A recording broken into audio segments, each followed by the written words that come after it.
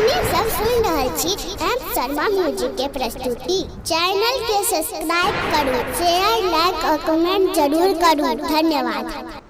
गए छोड़ी गए हमरा देख के खिड़की लगा लेले हन, तोरे देख के तो हम टुकुर टुकुर तकै चलिए हुआ खिड़की खोल लगे।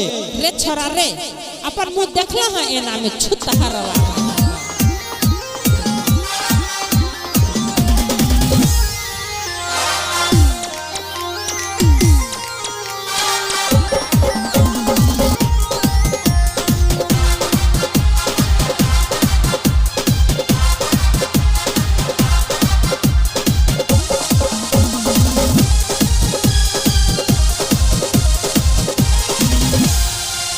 छोड़ी गोड़की तू खोल कन खिड़की, एक छोड़ी गोड़की तू खोल कन खिड़की।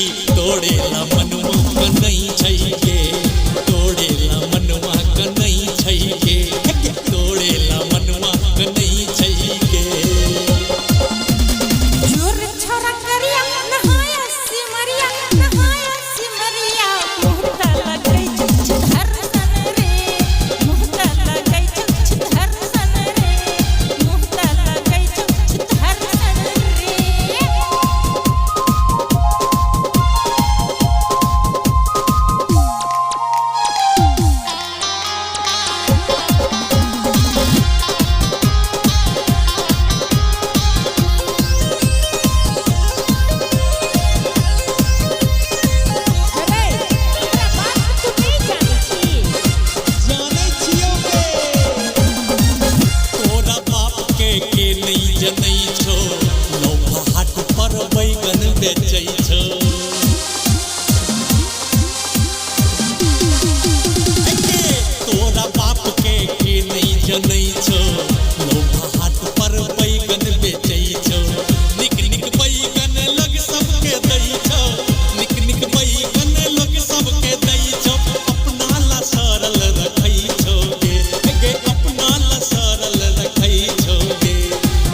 छोड़ी गोड़की तू खोल कने खिड़की, तू खोल कने खिड़की।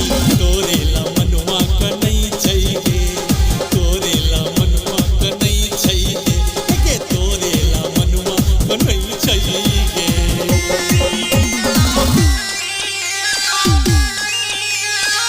ठीके कहलियो न गे।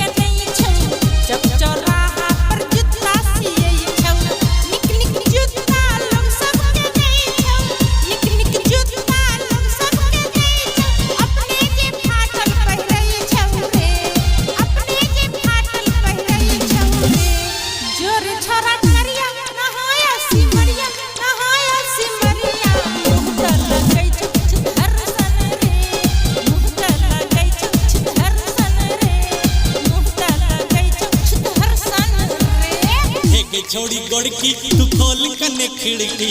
तोड़े ला मनवा का नहीं चाहिए,